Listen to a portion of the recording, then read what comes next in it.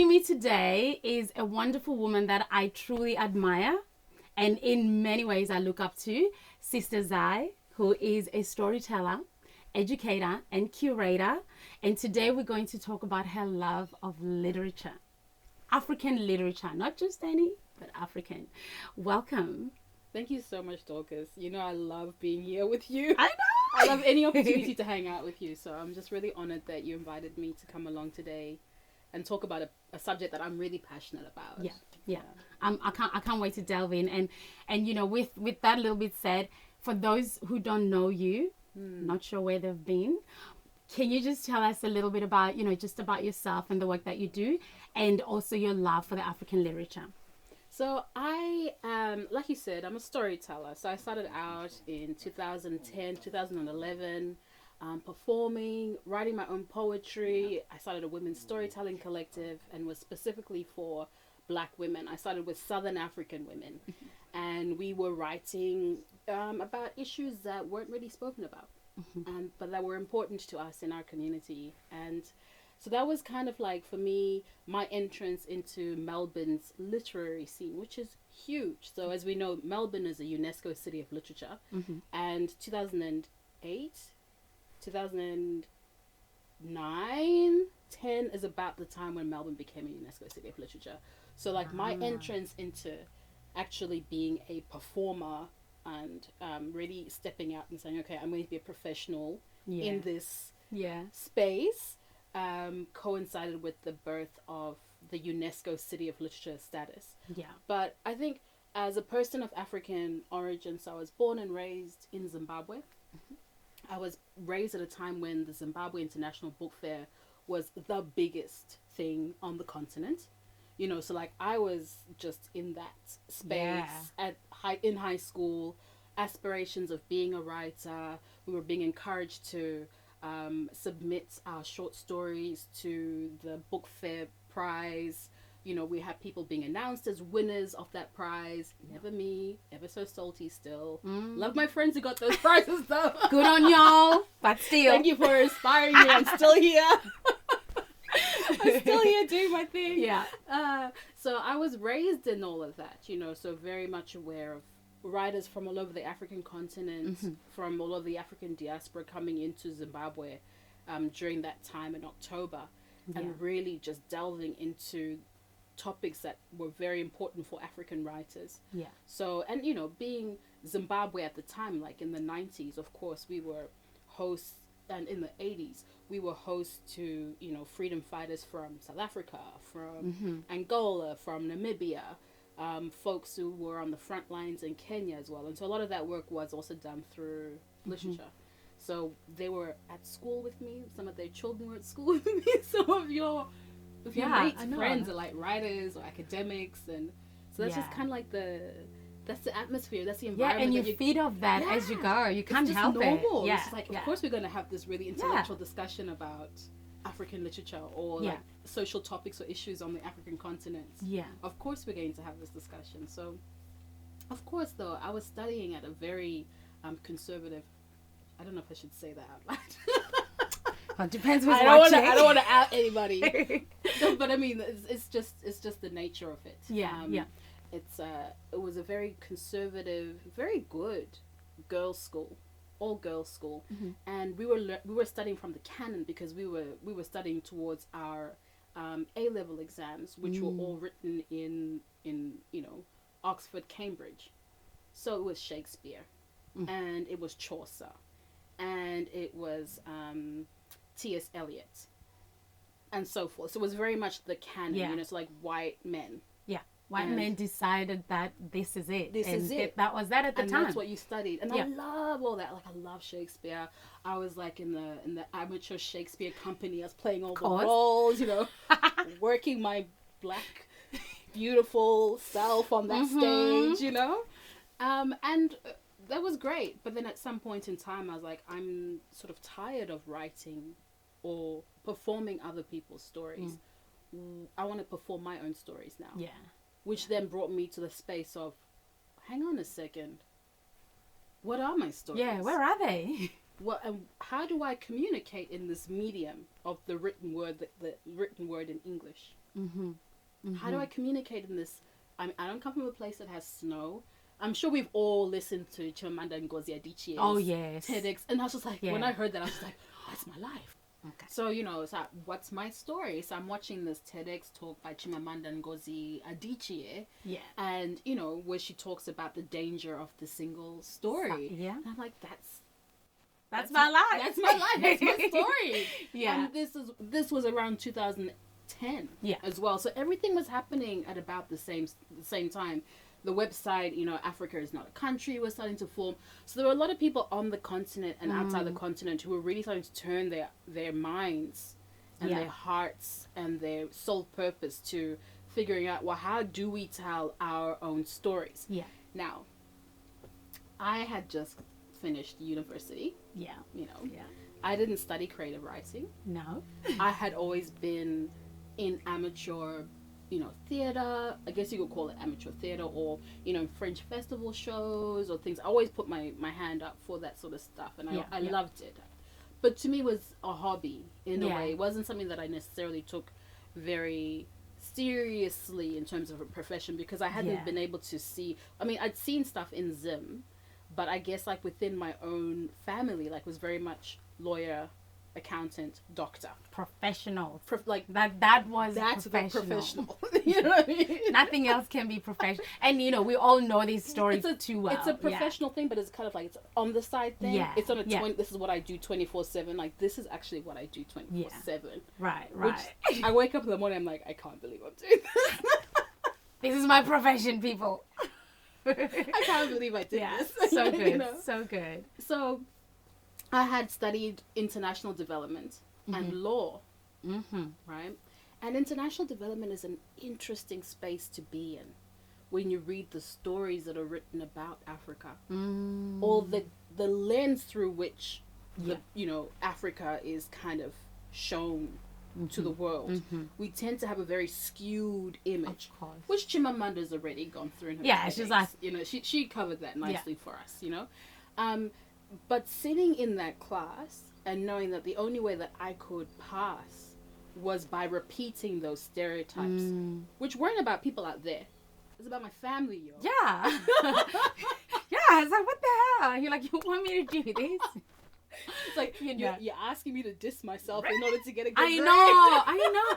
But how is that? That's insane, It's right? wrong. It's so wrong on It's so many actually levels. wrong. Yeah. And yeah. and I think by reading people like Bell Hooks and people who are also part of that, I mean, I'm not a first generation, I'm the second generation to go to university in my family, but people who are some of those first pioneering generations from colonized spaces to go into Western education systems, what you actually go through in there emotionally, we don't discuss that enough. No. And how devastating it can actually be. Yeah. You know, like we're hearing it now, people who've gone to film school and all this sort of stuff. Can you play that a little blacker? And Can you're you like, write that a little more African?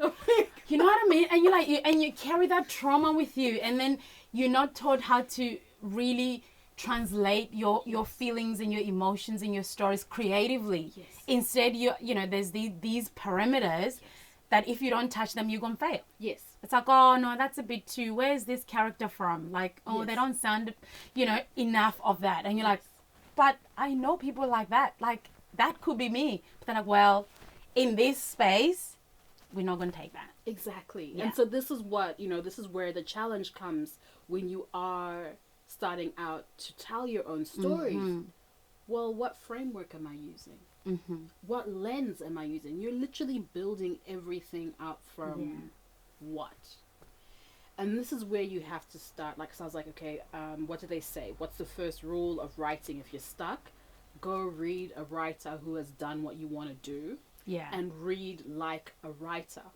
You don't read like a reader, because it's reading like a reader. There's different ways. Yeah, you can read the story and enjoy it and put Exactly. it away, but you can go in there And look from at the grammar, the author's syntax, everything. like break it all down. Yeah. Like, how exactly do they? Yeah. What's the structure Yeah, of this? and actual also story?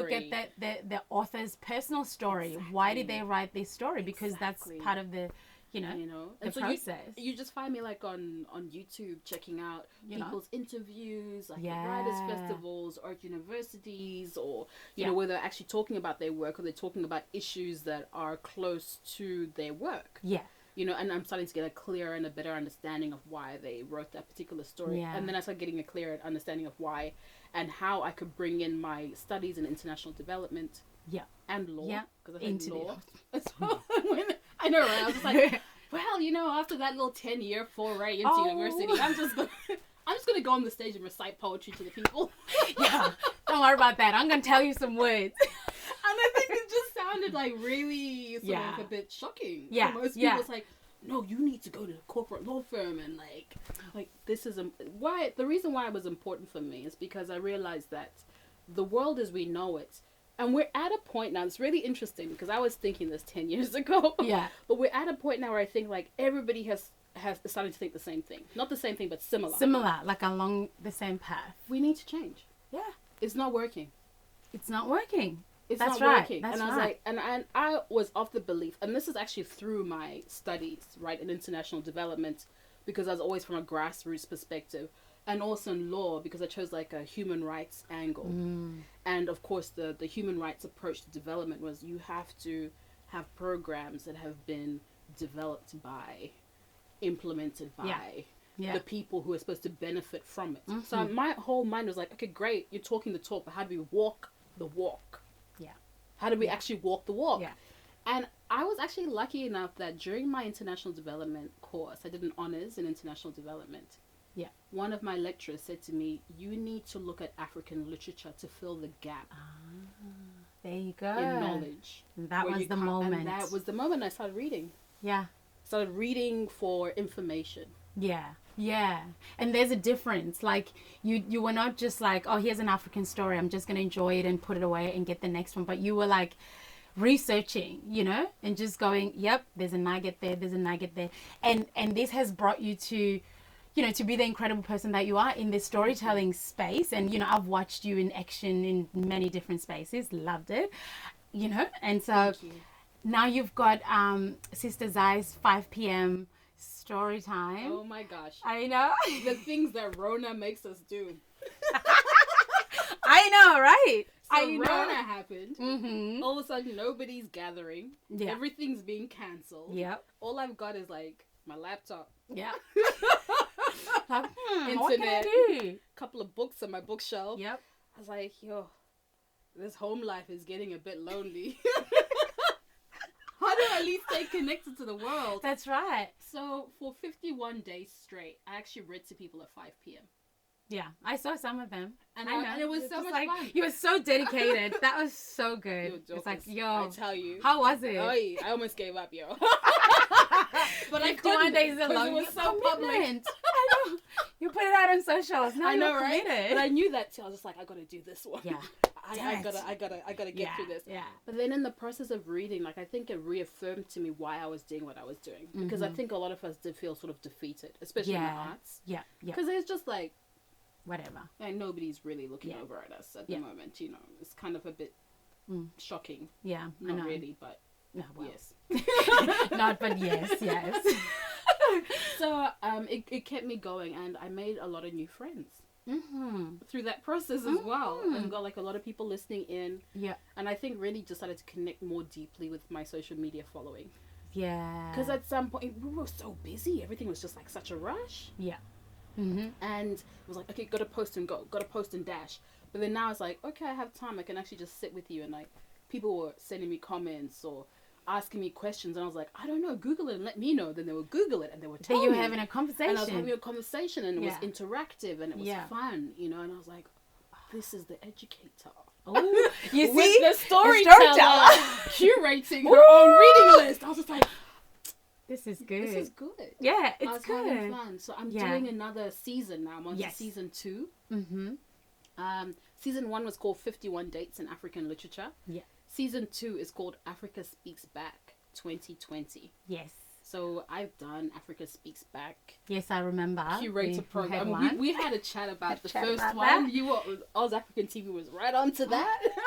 So we've got an archive of Yes, that with you we all. do. It's beautiful. So 2020, I'm doing like a preview season inside my Patreon. So Patreon is this membership site Yep. that folks can join. The artist, that's me, can set the membership fee. I start at $1 because I really want it to be accessible, Yeah. as accessible as possible, because I don't believe that art should be elitist. These books are expensive. Let me just say, I don't have clothes. I've got books. Yeah. The books to show. I've got The bank books. account is That's- reflected. That's my life. You know what I Yeah, mean? Like yeah. but I feel like I want to share this with people. Yeah. I want to share what's in these books with people. But it also encourages me to read, because sometimes when you've got like a book thing like me, Yeah. gotta have that one, gotta have that Damn one, it. gotta have that one, gotta have that one.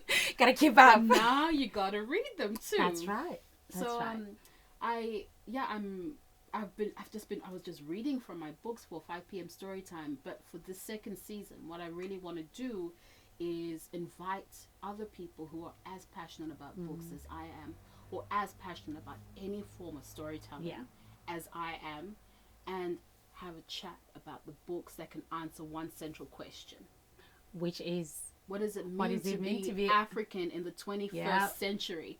Because we're in a moment of change. Mm-hmm. And unless we know who we are, we're not going anywhere. nah.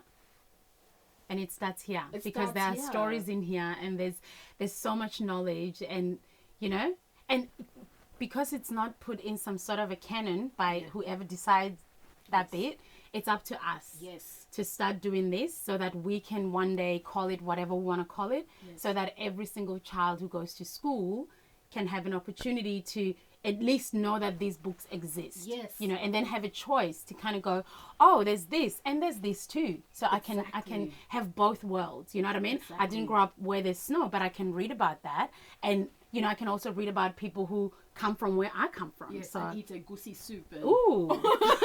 or southern nyama. You know what I mean? You know what I'm saying? That's exactly right. Oh, You know? pause. We need a logo on the back. Can you? Oh, no. We haven't missed anything, though. No. Okay, that's good. Tell me when to go. 3, 2, 1, when you're ready. Okay, and so with all of that said, Yes. do you want to give us, I mean, we've got these beautiful books here. Yes. Do you want to give us your top 5? How can people get started? Because, it's overwhelming. You'll go to Google and they'll be like, brrr, but There's so many. there's so many. But, where can people start? Well, that was a really good question. That is a very good question. And I'm glad that you asked me that yesterday so I could think about it before I Good, I'm glad. because of just that. There Yeah. are actually a lot of books out there. I think Yeah. you have to know what you're interested in. Right. Because there is an African, or like a whole plethora of African books for everything you're interested in. Yeah. Now, I kind of like historic fiction. Mm-hmm. So I would really recommend, this whole pile might come falling down. Do you mind? Yes. Well, I don't know. I'm nervous. Which one should we pick? Chintu. Okay, pick it up. So Chintu is a really beautiful Maybe let's book. do this. Now that we're talking about our books, Yeah. let's just put them down like this. Yes. So Chintu this was actually published in Africa first Mm. and won a book prize there before it was then taken up by publishers over in the West, which is what I love about this, because it was written for an African audience. Yeah. So when you sit Yeah. and you read it, I'm just like, yes, mama. Oh yeah. I Give it to know me. it. I know this, Yeah. And what I love about Jennifer Makumbi is that she doesn't patronize anyone in her audience. So the same way that I had to struggle with Chaucer and Shakespeare and T.S. Eliot and go, what are these Western people on about? People are going to have to struggle and go, what are these Ugandans Yeah, specifically? but and that- but Baganda specifically, what are they on about, right? Because even there's some things that completely went over my head because I'm not from that part of Africa. Yeah.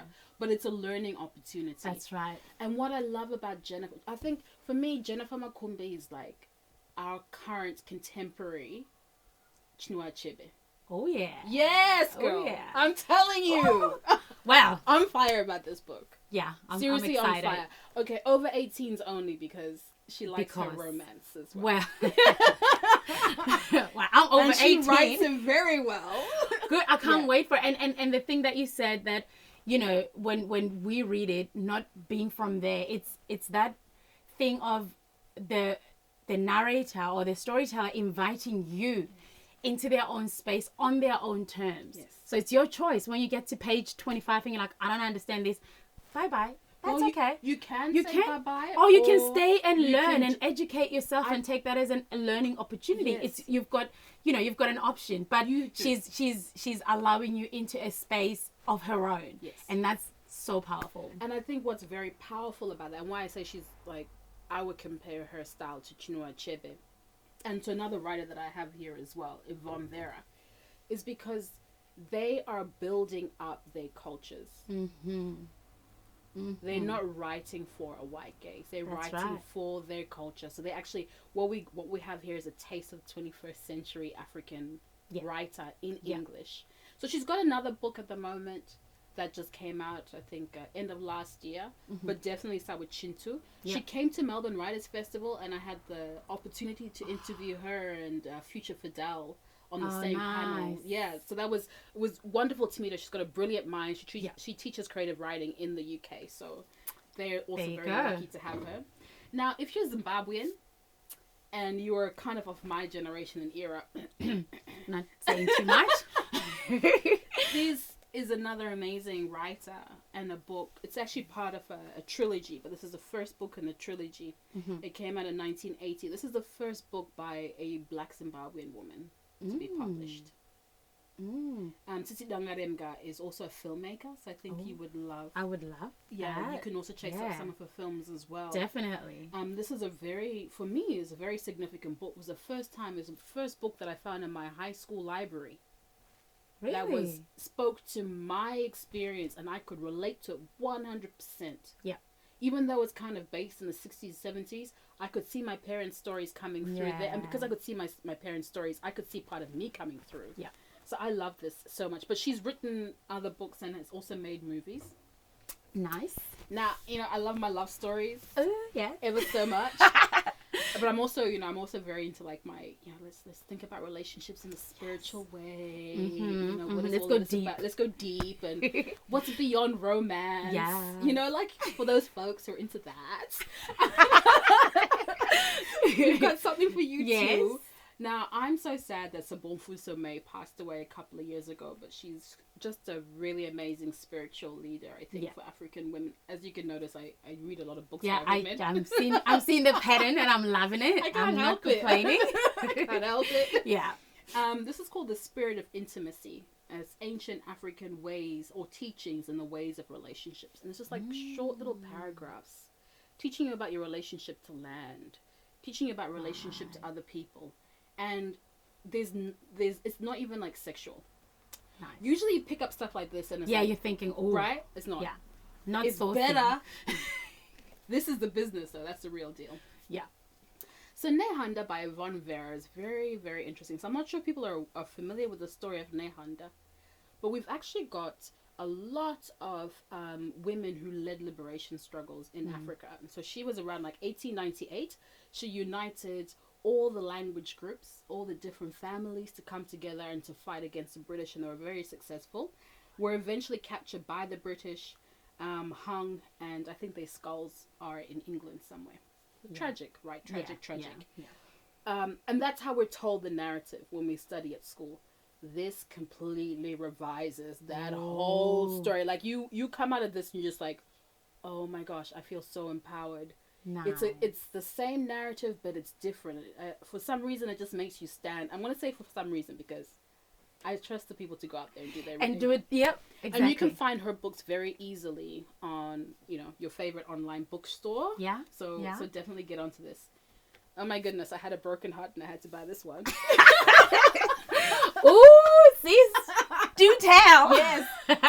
So this one, I love Noah. It's about a relationship between a man from Sierra Leone and a Brooklyn African-American woman who's like, one of the ladies, yes. right? Power to the people. It's so beautiful though because it shows you like all the diversity of blackness and like global blackness from the African perspective as well, and it just brings in that complexity that we don't often talk about. Yeah. So I love this book for that. But it kind of like just revolves around their lives, their everyday lives, so you can just relate to it as like a person just going through On your a life. human level. on a human level. Now, coming to your part of the world, sister. Come in. Oh my goodness! So we recently lost this Yes, amazing man, Oh. who had, you know, like he wasn't accepted for most I of his life. know He was actually, but he stuck to who he was. yeah. Yeah. And he knew what his mission was. Yeah. And so what he did is he created this amazing body of work, Mm-hmm. which is a document of all of our folk tales and of our religion. And he wasn't allowed to pass this information on to us when he took his vows to become a sangoma. Really? So there's information in here that's actually like quite sacred. But he felt that if we didn't know this information, we would be lost. Yeah. And you could tell Yeah. from when you watched his videos, he was I know he's so. Oh my heartbroken. god! All the time. He's just like, please, Yeah. please come and get these stories. And I'm telling you, like, I'm reading these stories and I'm just like, the Rona's in here. Mm-hmm. I'm telling you, It's all there. AI is in here. I'm just like, yo, Yee. what can I say? Yeah, Credo is incredible. Credo is was incredible. Wise and Yeah. very incredible. Yeah. And I think there's only one other African, spiritual person left on the continent who has been initiated to the same level as him. So we've only got one left. Who? So when there's this Who do kind we of have? knowledge Who's this out there, person? he's either from the Dagar or the Dogon people, so in West We Africa. must find out. we We must must find out. those stories. I don't tell people too much. No, because they must go look. I trust people to go look. People are clever. So this one, this story hit me hard. So remember I mentioned Sobonfu Somé earlier Mm-hmm. of the book on intimacy, Yeah, yeah, teachings yeah. in African relationships. This is her husband. Oh, hello. You know, so it was actually an arranged marriage, you know, typical African styles where he's over at university, she's in the village, they Yeah. get married. Yep. One of It's those done. is done. Yeah, that was their relationship, because the elders in the village and the way that the elder council is set up, 6 Yeah. women, 6 men. Yeah. Just saying. Let me just repeat that: 6 women, 6 men. Right. Mm. Balance. For the folk in Right? the back. Let me just say. Putting it out there. Mm-hmm. Yes. We've got a lot of stories, because people are going to be like, why she got so many stories by women and few about men? Because we need Wow. to leave space for the women Thank to you. be heard, you know? Okay. So, Of Water in the Spirit really hit me hard, because I've struggled for the longest time to understand what happened to our parents when they were sent voluntarily by their parents to some of these mission schools. Uh-huh. And what that experience must be like for somebody who's coming from a very sort of like traditional African upbringing with the kind of value system that Credo Mutwa is telling us about. And then they're told to completely reject that because it's satanic and it's demonic. Oh my god, that just... Yeah. This is the book. Yeah. I wept, I cried. Yo, I'm feeling it right now. I'm like, no. transformed. I was like, okay. Fine. And this is how I made my peace with African spirituality. Yes. This is really how, and I think that's something that we have to really make peace with, because there's a lot of fear attached to something that helped us build pyramids. And I'm not just talking in ancient Egypt. Yeah. You know, Mapungubwe, Yeah. Great Zimbabwe, Kami ruins, you know, Tanzania's got them. They're all over, you know, so we have a really deep understanding of science, which is what African spirituality is. It's Exactly. a science. And they were told to reject all of that. And so we grew up with such a shame of Yes, all of that. of It's all like of that. we knew that everyone was doing that at home on some level. Yes. But when you're sitting with your friends, like we don't We talk don't about talk that. about Like, well, it. we don't No, do no, no, that. no, we don't do that. We don't go for the herbs when we're No. sick. You know, we don't do ginger tea. You know, we go to and have, church like, and we go to the doctors, which and you can, which is fine. But why not use the whole science and bring the it whole together? science. Oh my god! And it's so this exciting. book is really interesting because he's actually talking about decolonizing. Yeah. And what it's going to take to actually decolonize our way of thinking and being, and it's such a big thing at the moment. You know, like we've got to decolonize our entire education systems. Yep. And it's almost like sometimes I look at the stuff that we're saying. You know, and remember I'm coming from a international development and a law background into this. Like this is my way of thinking. How are we going to decolonize this? Let's use literature, right? Sometimes I look at the efforts that we're making and I honestly think it's reform. Versus a complete shift of perspective, you know. And so having said that, you know, I think one way that we do decolonize storytelling is to recognize that we're actually on Aboriginal land. Yeah. that is cultures here, the longest living culture, 60,000 years of unbroken culture. Right. You know, I mean, when we go to Africa, I don't know. I need to do the maths and everything because I know there's a lot of dispute between what came first, Aboriginal Australia or Africa. I know, but I then don't you've get got involved. stories that say this comes from that. You're like, I don't get involved. I'm not ready for that yet. I don't get involved because I'm always like, who started that beef? Yeah. Who did it? Who started that beef? But I listen. Yeah. Because I'm curious, you know. And I think that one thing I do know for sure is that we learn from each other. We do. Regardless of who was first, we learn from each other. And we respect, you know, storytelling really is about the ground that you're standing on. You know, and it's about the future generations to come and making sure that they're standing on solid ground as well. Yes. You know? Yeah. And you know, I mean, look, we're standing on shaky ground. Rona showed us. Oh. This ground is shaky, girl. Is it even ground? Is it even? I don't know. I don't know. I know. Oh my God, this has been incredible. I'm excited. We're going to put this up on our website. Yes.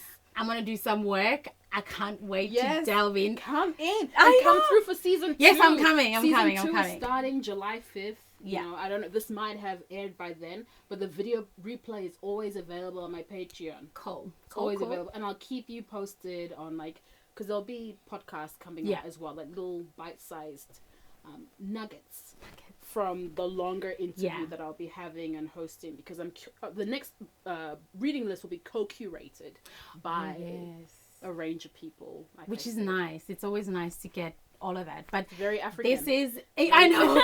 Well, let's do it together. Yeah, exactly. Takes Just a don't do it. village. It takes a whole village to put this. And I'm like, what? People just want what's on my bookshelf? I'm sorry, but you know how many books there are out there. I know. It's incredible. I can't wait to delve in. I can't wait for season 2.